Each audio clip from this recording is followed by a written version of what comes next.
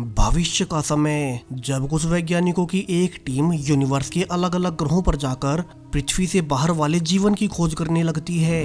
हालांकि उन्हें अंदाजा तक न था कि दूसरे ग्रहों पर पाया जाने वाला जीवन इतना विचित्र और खतरनाक हो सकता है, जिसकी इंसान कल्पना भी नहीं कर सकते। कैसे सिर्फ अलग वातावरण में रहने से जीवन के मूलभूत सिद्धांत ही बदल जाते हैं। अब वो कैसे और क्या एस्ट्रोनॉट्स की ये टीम सही सलामत वापिस से पृथ्वी पर लौट पाएगी, सब कुछ चलिए शुरू से जानते हैं हमारी आज की नई साइंस फिक्शन मूवी में। अब कहानी की शुरुआत साल 2040 से होती है, जब पृथ्वी से 8 एस्ट्रोनॉट्स की एक टीम को मंगल ग्रह पर रिसर्च और एक्सपेरिमेंट्स के लिए भेजा गया है। हालांकि अब इस मिशन को 6 महीने पूरे होने को आ गए और अब से 19 घंटों के बाद सभी को वापस पृथ्वी के लिए निकलना है। अब यहाँ से हमें इसी टीम के 2 मेंबर्स विंसेंट और लेन दिखाए जाते हैं, जो कि अभी अपने रोवर से अपने एक और साथी किम को लेने जा रहे थे।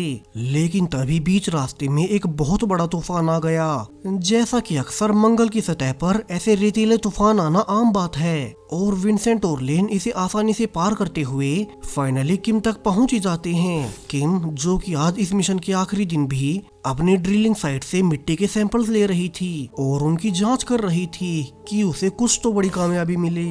लेकिन पिछले 6 महीनों की तरह उसे आज भी कुछ स्पेशल नहीं मिला और इसी कारण वो बहुत गुस्सा हो उठती है। दरअसल उनके पूरे क्रू को मार्स पर आए और रिसर्च करते हुए पूरे 6 महीने हो चुके हैं, लेकिन उनके हाथ अभी तक कुछ नहीं लगा था। विंसेंट और लेन डिस्कस भी करते हैं कि अगर वे खाली हाथ ही पृथ्वी पर लौटे तो शायद से गवर्नमेंट फिर कभी दोबारा इतना महंगा मिशन शुरू ही नहीं करेगी। अब उनके इस मिशन में मार्स के सरफेस पर इस वक्त 8 एस्ट्रोनॉट्स मौजूद हैं, जबकि उनका नोवा और आखिरी मेंबर अभी भी ऊपर मेन बेस में है, जो कि पिछले 6 महीनों से मार्स के ऑर्बिट में रहकर मार्स के चक्कर लगा रहा है। और वो अब नीचे सिग्नल भेजता है कि वो उनकी तय की गई लोकेशन पर 19 घंटों के बाद उन्हें लेने नीचे आ जाएगा। सो तब तक वे अपनी सारी रिसर्च और मार्स के सैंपल्स एक साथ रेडी रखें, जिसके लिए अब पूरी टीम का लीडर चार्ल्स हाँ कह देता है। तो वहीं उनके मार्स वाली बेस की लैब में एक रिसर्चर मार्को को उनकी एक ड्रिलिंग साइट से अजीब से सिग्नल्स मिलने लगते हैं, जिसके बाद वो लीडर चार्ल्स से कहता है कि उनकी एक ड्रिलिंग साइट 9 नंबर पर उनका एक डिवाइस मेल फंक्शन कर रहा है, तो वो अभी उसे ठीक करने जा रहा है। हालांकि अब चार्ल्स ने इसके लिए मना कर दिया, क्योंकि एक दिन बाद तो वैसे भी उन्हें यहाँ से जाना ही है। ऊपर से उन्हें पिछले 6 महीनों से कुछ नहीं मिला था, तो अब वे क्या ही कर लेंगे। वहीं बाहर तो अब तूफान भी आ सकता है, तो उसने मना कर दिया। हालांकि मार्को नहीं मानता और वो सेफ्टी के लिए अपने साथ एक और मेंबर बेन को भी साथ ले जाने के लिए लीडर चार्ल्स को मना ही लेता है। वहीं अब जब वे दोनों निकल ही रहे थे, तब यहाँ बेस में विंसेंट और लेन अब तक किम को लेकर आ गए। वहीं अब किम को ये देखकर काफी अजीब लगता है कि सिर्फ एक नॉर्मल से डिवाइस के मेल फंक्शन को ठीक करने के लिए मार्को इतना जल्दी में क्यों है, जबकि अब मार्को बेन के साथ बाहर रोवर में आकर उसे एक बहुत बड़ा राज खोलता है। उसने रिवील किया कि आज उनके मिशन के आखिरी दिन उसे अपने साइट नंबर 9 से ऐसे सिग्नल्स मिले हैं, जिन सिग्नल्स में उसे मंगल ग्रह की लाखों सालों पुरानी एक लाइफ फॉर्म के बारे में पता चला है, और वो लाइफ फॉर्म मार्स की मिट्टी के बहुत नीचे अब तक जीवित बची है। इसलिए वो बहाना बनाकर निकला है ताकि ये सारी खोज और इस मंगल ग्रह की नेटिव लाइफ का श्रेय सिर्फ उसे ही मिले। जबकि दूसरी ओर मेन लैब पर अब क्रू का साइकोलॉजिस्ट इरविन विंसेंट को समझाता है कि वो शिप में जाने से डरे ना। दरअसल विंसेंट को यहाँ आने के बाद क्लैस्ट्रोफोबिया की बीमारी हो गई है, जिस कारण वो संकरित जगहों पर रहने से डरने लगा। तो वहीं किम को तो मार्को पर पूरा शक था, जिस तरह से वो जल्दी में गया है उसके पीछे जरूर कोई बड़ा कारण होगा। और वो अब सबके मना करने के बावजूद जबरदस्ती से मार्को के पर्सनल कंप्यूटर को चेक करने लगती है कि वो आज कौन कौन से सैंपल्स पर रिसर्च कर रहा था, और यहाँ से उसे फाइनली मार्को की रिसर्च का पता चल गया। वो अब हैरानी में सबको रिवील करती है कि आज उनका मिशन सफल हो चुका है, क्योंकि मार्को के डेटा के हिसाब से उनके साइट नंबर 9 के नीचे जो उन्होंने ड्रिलिंग की थी, उसमें से उन्हें मंगल ग्रह की करोड़ों साल पुरानी ओरिजिनल लाइफ फॉर्म के सबूत मिले हैं। मंगल ग्रह की वो लाइफ फॉर्म जो कि अजीब कारणों से ऊपर का वातावरण इतना हार्श होने के बावजूद सरफेस के सैकड़ों किलोमीटर नीचे अब तक जीवित है। और ये जानकर तो सारे ही क्रू मेंबर्स शॉक हो गए, यानी कि उन्होंने इंसानी इतिहास की अब तक की सबसे बड़ी खोज पूरी कर ली है। है। उन्होंने पृथ्वी के बाहर भी फाइनली एक एलियन लाइफ खोज ही निकाली, और वो भी ऐसी लाइफ जो कि टाइम के मामले में इंसानों से भी पुरानी है। ये लाइफ फॉर्म इतने करोड़ों सालों से मंगल ग्रह के सरफेस के नीचे अब तक सेफ बची थी, सो वे इस पर रिसर्च कर कितना कुछ हासिल कर सकेंगे। हालांकि अब सवाल ये था कि जब मार्को को इसका पता चल ही गया तो उसने उन्हें इसके बारे में कुछ भी क्यों नहीं बताया। वो झूठ बोलकर अकेला ही बैन के साथ क्यों चला गया।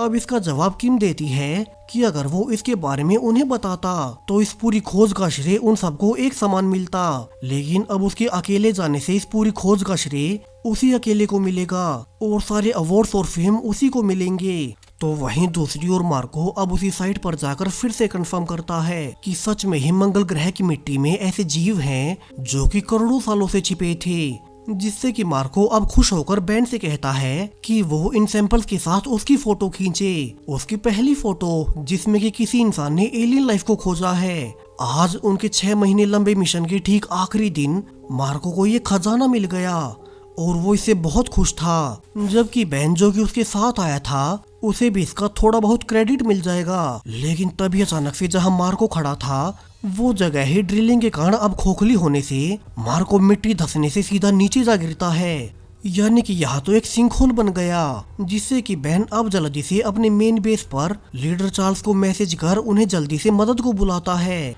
लीडर चार्ल्स इसी के कुछ देर बाद अपने साथ में डॉक्टर लोरेन को लेकर उसी साइट नंबर 9 पर पहुंच गया। यहाँ अब लोरेन जो कि मार्को की बहुत अच्छी दोस्त थी, वो कहती है कि उन्हें जल्दी से नीचे जाकर मार्को को ऊपर लाना होगा, लेकिन लीडर चार्ल्स ने कहा कि इतनी ऊपर से नीचे गिरने पर मार्को का सूट फट गया होगा और सांस तो वे मार्स पर वैसे भी नहीं ले सकते, यानी कि वो जीवित नहीं हो सकता। हालांकि लोरेन बहुत दुखी थी मगर लीडर ने कहा कि वे अब कुछ नहीं कर सकते, सो वे अब पहले अपने बेस पर जाकर ऊपर ऑर्बिट वाले मिशन कंट्रोल से परमिशन मांगेंगे कि वे इस सिंकहोल के अंदर जाकर मार्को की बॉडी को ऊपर लाएं या फिर उसे वहीं छोड़ दें। जिसके बाद लीडर चार्ल्स और बैन एक रोवर लेकर वापिस से मेन बेस पर परमिशन मांगने चले जाते हैं, जबकि लोरेन जिसे कि मार्को की चिंता थी वो उनके वापस आने तक यहीं रुक गई। अब कैप्टन और बैन वापिस से बेस पर आकर यहाँ बाकी साथियों को सारी खबर देते हैं, जिसे कि सुनकर सभी निराश हुए। हालांकि किम कहती है कि अब चूंकि उन्हें कुछ ही घंटों के बाद यहाँ से जाना है तो उन्हें उस मार्स की लाइफ के बारे में रिसर्च करने पर ध्यान देना चाहिए, क्योंकि अभी वो ज्यादा इम्पोर्टेंट है। हालांकि बाकी के मेंबर्स किम पर गुस्सा हुए कि वो उनके एक साथी के मरने के बावजूद उससे ज्यादा मिशन के बारे में सोच रही है, लेकिन किम के अनुसार ये सारी मार्को की ही गलती थी। वो अकेले क्रेडिट लेने के चक्कर में उन्हें कुछ भी बताए बिना अकेले ही चला गया, और अगर वो उन्हें बता देता तो वे सब सेफ्टी के साथ जाते और मार्को की जान नहीं जाती, यानी कि मार्को की मौत उसी की गलती से हुई है। तभी किम के मुंह से ये सुनकर बैन भी गुस्सा हो गया। हालांकि अब लीडर चार्ल्स सबको शांत करते हुए अलग कर देता है। इसके बाद उसके ऑर्बिट वाले मिशन कंट्रोल को सब बताने पर उन्हें फाइनली परमिशन मिल ही गई कि वे अभी साइट नंबर 9 पर उस होल में नीचे जाकर मार्को की बॉडी को वापस लाने की कोशिश करें, और इसके बाद वे मार्को की इस मार्स वाली एलियन लाइफ वाली डिस्कवरी को पृथ्वी पर पब्लिक कर देंगे। सो अब यहाँ से बैन और किम बेस पर ही रुक जाते हैं, जबकि टूल्स लेकर कैप्टन चार्ल्स विंसेंट, लेन और इरविन को लेकर उसी साइट की ओर चल पड़ा।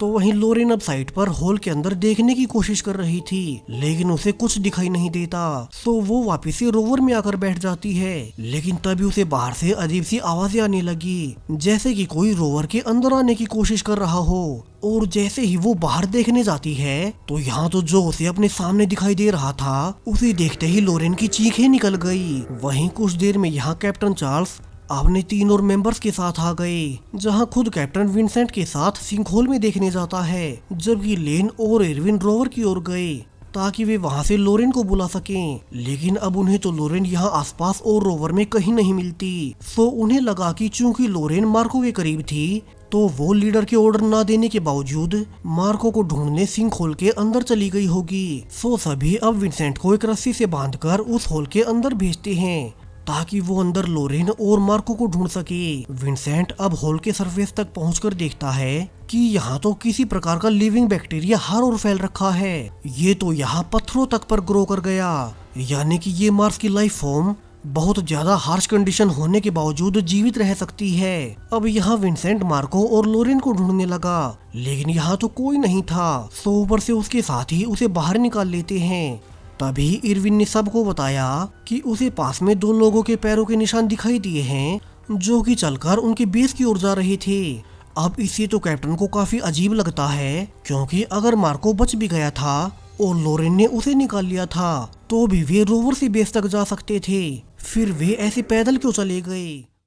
तो वो बेस पर किम और बेन को रेडियो से बताता है कि वे मेडिकल रूम को तैयार रखें अगर मार्को और लोरेन में से कोई घायल हो, क्योंकि वे पैदल ही बेस पर आ रहे हैं। तभी दोनों को बेस के कैमरा से मार्को और लोरेन दरवाजे के पास आते हुए दिखाई दे गए। सो बेन तो जल्दी से दरवाजा खोलने जाता है, जबकि किम हैरान थी क्योंकि वे दोनों रेडियो पर उसके सवालों का कोई जवाब नहीं दे रहे। वही बेन ने तभी दरवाजा खोल दिया, जिससे मार्को अंदर आता है। और इसके बाद जैसे ही बेन ने उसका हेलमेट उतारा तो वो ये देखकर हैरान हो जाता है कि अब मार्को का पूरा चेहरा ही काला पड़ चुका था और वो उस पर पागलों की तरह एक ड्रिलिंग मशीन से अटैक कर देता है, जिससे घायल बेन अब किसी तरह से अलार्म बजाते हुए किम को सचेत करता है कि मार्को के साथ कुछ तो गलत है और वो अटैक कर रहा है। यानी कि साफ था, पहले मार्को और फिर लोरेन उस मंगल ग्रह की लाइफ फॉर्म के संपर्क में आ गए और वे उनके शरीरों में घुसकर उनकी बॉडीज का इस्तेमाल कर रहे हैं ताकि इस वातावरण के अनुसार खुद को ढाल सकें। वहीं अब किम बाहर देखने जाती है कि ये क्या हो रहा है। तभी इन्फेक्टेड लोरेन ने उस पर भी अटैक कर दिया और वो उसके पीछे भागने लगती है। अब किम किसी तरह से उससे बचते हुए उन्हें एक रूम में लॉक कर देती है, जबकि बाहर अब तक कैप्टन भी बाकी लोगों के साथ बेस पर आ चुके थे। लेकिन अब कैप्टन अंदर से आती अजीब आवाजों को सुनकर बाकी लोगों को बाहर ही रुकने को कहता है और वो अकेला ही अंदर देखने जाने लगा। जबकि अंदर किम ने नोटिस किया कि इन्फेक्टेड लोरेन अब अजीब कारणों से कुछ भी खा पी रही है। वहीं उसमें कुछ हद तक अपनी चेतना भी बची थी, क्योंकि वो शीशे में अपना चेहरा देखकर एक सेकंड के लिए शॉक हुई, लेकिन वो फिर से खुद से काबू खोने लगी। जबकि अब कैप्टन ने अंदर आकर देखा कि यहाँ तो बहुत बुरे हालात हैं। उसे यहाँ किम उसी रूम के बाहर खड़ी दिखाई देती है जिस रूम में उसने मार्को और लोरेन को बंद किया था। सो कैप्टन ने किम से कहा कि वो जल्दी से अपना सूट पहन ले और उन्हें अभी यहाँ से निकलना होगा। लेकिन तभी मार्को बाहर निकल आता है, जिसे कि देखकर अब कैप्टन चार्ल्स ने किम को तो बाहर निकाल दिया, लेकिन इन्फेक्टेड मार्को ने कैप्टन के कंधे पर कुल्हाड़ी से वार कर उन्हें घायल कर दिया, जिसके बाद किम दरवाजा बंद कर देती है। अब उसने बाहर अपने बाकी साथियों को सब बताया कि कैसे अंदर मार्को और लोरेन दोनों उसी मार्शियन लाइफ से इन्फेक्टेड हो चुके हैं और उनकी फिजिकल शेप बदलते हुए वे सब पर अटैक कर रहे हैं। हालांकि शुरू में किसी को किम की बातों का भरोसा नहीं होता। सो विंसेंट एयरलॉक के मिरर से अंदर देखता है कि किम तो सब सच कह रही है। वहीं अब चूंकि कैप्टन कुल्हाड़ी के वार से बहुत ज्यादा घायल थे, तो विंसेंट ने आइडिया दिया कि चूंकि तीनों ही इन्फेक्टेड मेंबर्स बेस 1 में बंद हैं, तो वे अभी ही सेकंड बेस में चलकर पहले कैप्टन का इलाज करेंगे और फिर वे आगे का सोचेंगे। सभी अब जल्दी से घायल कैप्टन को बेस 2 में लाकर उनका इलाज करने लगते हैं। वही अब उनकी टीम की इकलौती डॉक्टर लोरेन तो ऑलरेडी इन्फेक्टेड हो चुकी थी, सो किसी को भी समझ नहीं आता कि वे आगे क्या करें। तभी किम ने नोटिस किया कि कैप्टन का घाव इतना बड़ा होने के बावजूद उसके अंदर से खून नहीं निकल रहा, जो कि बहुत अजीब है। तभी कैप्टन कहता है कि पता नहीं क्यों, लेकिन अजीब कारणों से वो सब कुछ भूलते जा रहा है। उसे तो अब अपने बच्चों के चेहरे तक याद नहीं। वहीं साथ के साथ उसे बहुत प्यास लग रही है, जिससे अब इरविन कैप्टन को पानी पिलाने लगता है। लेकिन कैप्टन तो अचानक से इरविन का गला दबाने लगा, यानी कि चूंकि कुल्हाड़ी के अटैक से कैप्टन का सूट फटने से तब वो मार्स की लाइफ के संपर्क में आ गया था, तो उसे तो अब वो भी इन्फेक्टेड हो चुका है। अब सभी ने मिलकर किसी तरह से इरविन को छुड़ाया और इसके तुरंत बाद कैप्टन की मौत हो जाती है।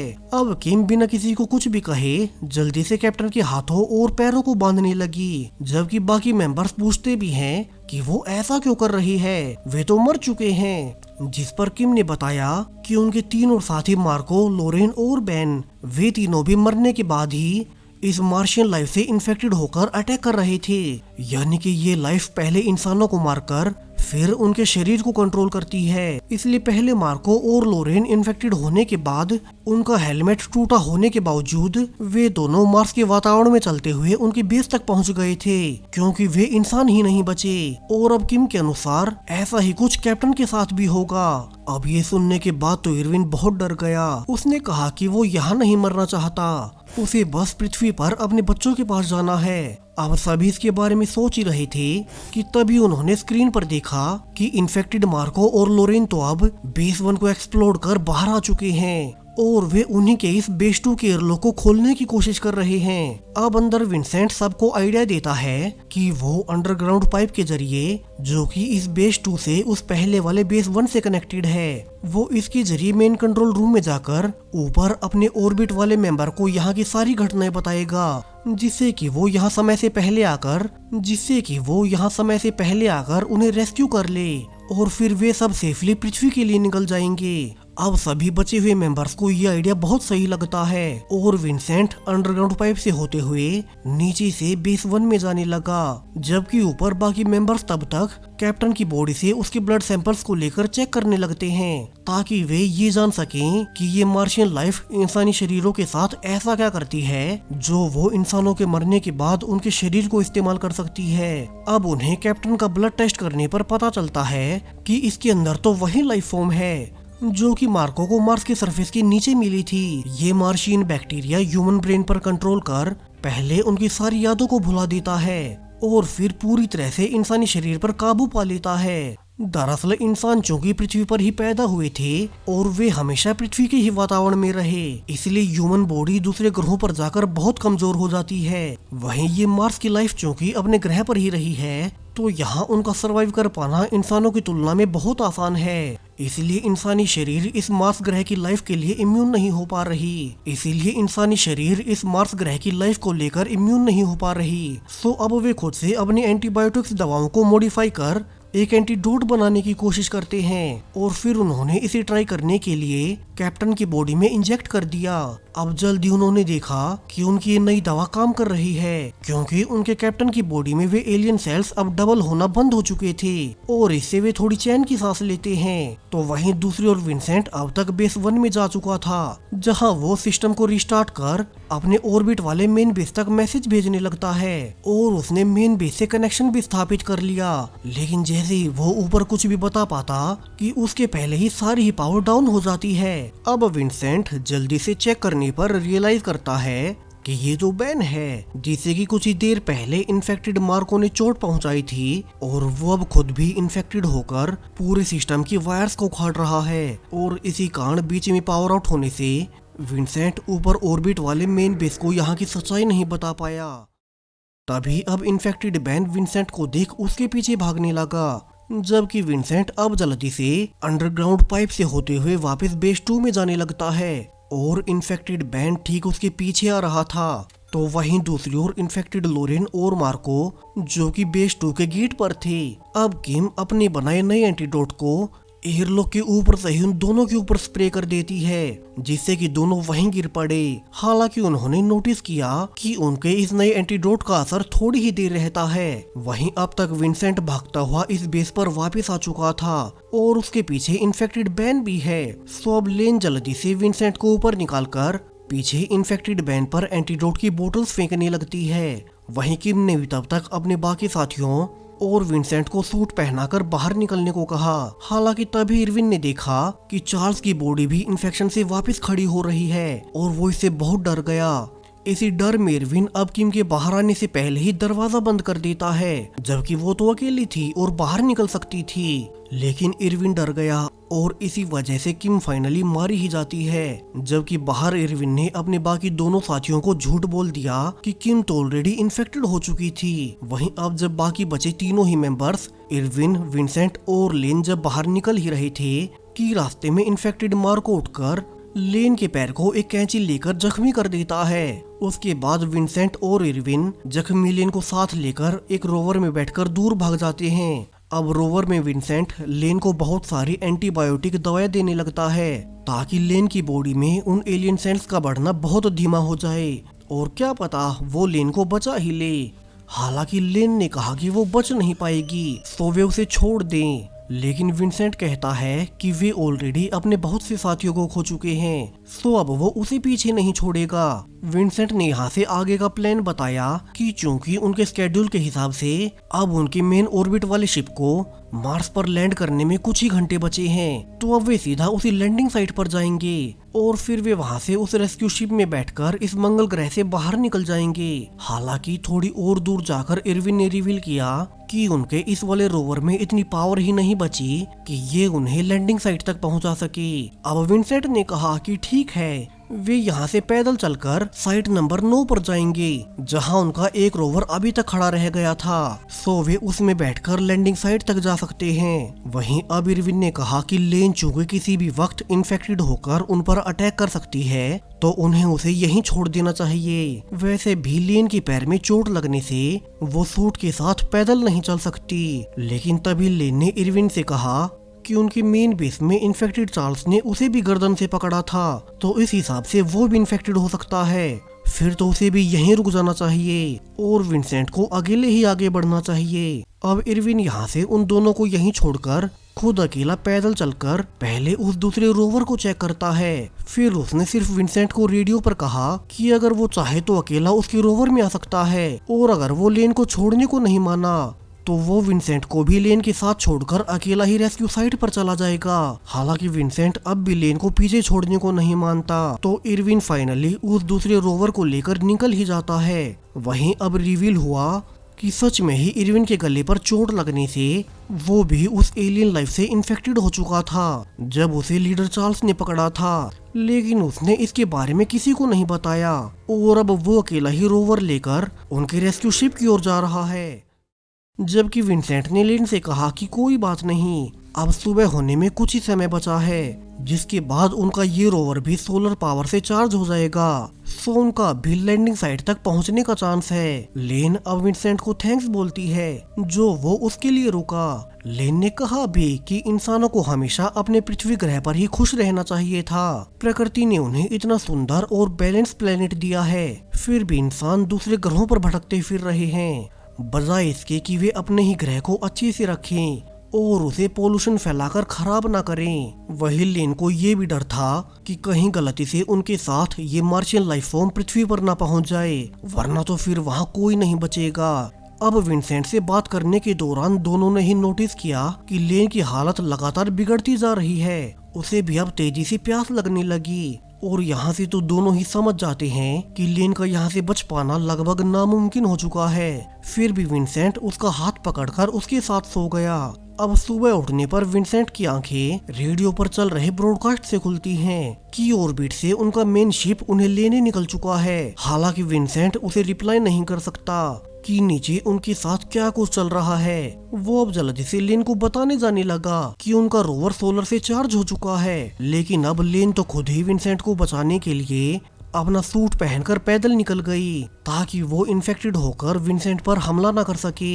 लेकिन विंसेंट फिर से उसे लेने गया और जब लेन ने देखा कि विंसेंट उसके करीब आ रहा है तो उसने विंसेंट के लिए खुद ही अपना हेलमेट निकाल दिया, जिससे मार्स के वातावरण में सांस न ले पाने से लेन आखिरकार दम तोड़ देती है। जबकि विंसेंट जब उसे गोद में लिए हुए था तो उसने नोटिस किया कि अब एलियन लाइफ के असर से लेन मरने के बाद फिर से उठ रही है। वहीं लेन की बची कुछ चेतना अब विंसेंट से भीख मांगने लगी कि वो उसे जान से मार दे, जिसके बाद अब विंसेंट को ना चाहते हुए भी अपने खुद के हाथों से उसका सिर नष्ट करना पड़ता है। यहाँ अब तक उनका मेन शिप मार्स पर उन्हें लेने लैंड कर रहा था, जिसे कि विंसेंट भी दूर से देख लेता है और वो जल्दी से भागते हुए उसके पास जाने लगा ताकि वे उसे छोड़कर न जाएं।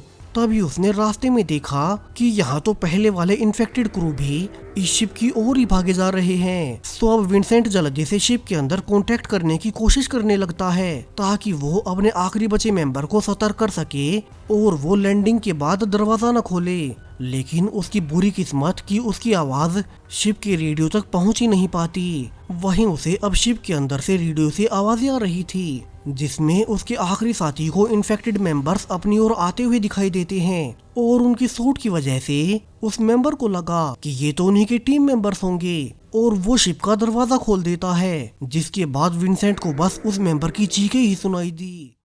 विंसेंट अब जल्दी से आगे बढ़कर देखता है कि उस मेंबर की बॉडी भी अब शिप के बाहर पड़ी है। यहाँ बाकी के इन्फेक्टेड मेंबर्स एक दूसरे को ही खा रहे थे। सो विंसेंट अब उन सब से बचते हुए शिप के अंदर जाकर देखता है कि यहाँ तो अब इरविन अकेला ही इस शिप को उड़ाने जा रहा था। वहीं अब इरविन भी खुद इन्फेक्टेड होने से धीरे धीरे बदलता जा रहा है। सो विंसेंट ने उससे कहा कि वे इस एलियन लाइफ सेल को पृथ्वी पर नहीं पहुंचा सकते। सो इरविन अभी शिप से निकल जाए। हालांकि इरविन ने कहा कि क्या पता वे पृथ्वी पर जाकर इस एलियन सेल का इलाज ढूंढ निकालें। सो वो अपनी जान को लेकर रिस्क क्यों ले, और अगर उसे खुद ही मरना है तो उसके साथ बेशक से पूरी मानव जाति मर जाए, उसे इससे कोई फर्क नहीं पड़ता। उसे बस खुद को बचाने का एक मौका देना है। सो यहाँ से विंसेंट उसे रोकने की कोशिश करने लगता है ताकि वो इस खतरनाक एलियन सेल्स को पृथ्वी पर पहुंचने से रोक सके। यहाँ अब दोनों की झड़प के बीच शिप भी लॉन्च हो गया और विंसेंट अब इसी उड़ते हुए शिप में इरविन पर लगातार वार कर उसे पहले बेहोश कर देता है। और जब दोनों मार्स ग्रह के ऑर्बिट में पहुंच गए तो विंसेंट फाइनली इरविन को एयरलॉक से सीधा बाहर स्पेस में फेंक देता है, यानी कि उसने उसे मार ही दिया। अब इस पूरे शिप में सिर्फ एक विंसेंट ही सेफ बचा था और अगर यहाँ से वो चाहता तो सीधा पृथ्वी पर जा सकता था, लेकिन वो अपने शिप को मार्स के ऑर्बिट में रखकर पृथ्वी पर अपने मेन बेस को मैसेज भेजकर सब बता देता है कैसे अब उनकी पूरी टीम मर चुकी है, एक ऐसे एलियन मार्शियल सेल की वजह से जो कि इंसानी शरीर में फैलकर उसे अपना होस्ट बना देते हैं। विंसेंट ने आगे कहा कि वैसे तो उनके सारे इन्फेक्टेड मेंबर्स ऑलरेडी मर चुके हैं, लेकिन चूंकि वो खुद भी वहीं से आया है तो हो सकता है उन एलियन सेल्स के कुछ हिस्से उसके साथ भी आ गए हों। इसलिए उसने मेन बेस पर ये फैसला छोड़ दिया है कि जो भी वे चाहेंगे वो वहीं करेगा। अगर वे चाहेंगे कि वे उसे टेस्टिंग के बाद ही पृथ्वी पर आने दें तो वो उनके यहाँ आने तक यही मार्स के ऑर्बिट में घूमता रहेगा। इस शिप में इनफ खाने का सामान है जिनसे कि वो जब तक वे उसे बचाने के लिए आए तब तक वो जीवित रह सकता है। वहीं अगर पृथ्वी पर बेस वाले वैज्ञानिक रिस्क नहीं लेना चाहते तो उनके ऑर्डर देने के बाद वो इस पूरे शिप को ही अपने साथ यही मंगल ग्रह पर क्रैश कर देगा ताकि ये एलियन सेल्स उसके साथ यहीं खत्म हो जाएं और ये फिर कभी पृथ्वी पर ना पहुंच सकें। विंसेंट ने सारी सच्चाई बिना कुछ छुपाए अर्थ के मेन बेस को बता दी और वो अब शांत बैठकर स्पेस की गहराई को देखते हुए उनके रिप्लाई का इंतजार करने लगता है। विंसेंट ने समझदारी दिखाते हुए पृथ्वी को खतरे में नहीं डाला और सब सच बता दिया, जिसके बाद अगर बेस वालों ने कहा कि वे इंसानियत को लेकर कोई खतरा मोल नहीं ले सकते, खुद को और इन एलियन सेल्स को यहीं खत्म कर लेगा। और इसी शॉकिंग मगर इंटेलिजेंट एंडिंग के साथ ये पूरी मूवी यहीं पर खत्म हो जाती है। सो ये वीडियो और इस पर मेरी मेहनत अगर आपको पसंद आई हो तो वीडियो को लाइक और हाइप करते जाएं, साथ में चैनल को सब्सक्राइब करें और भी ऐसे ही नए साईफाई स्पेस मूवीज के लिए। Thank you.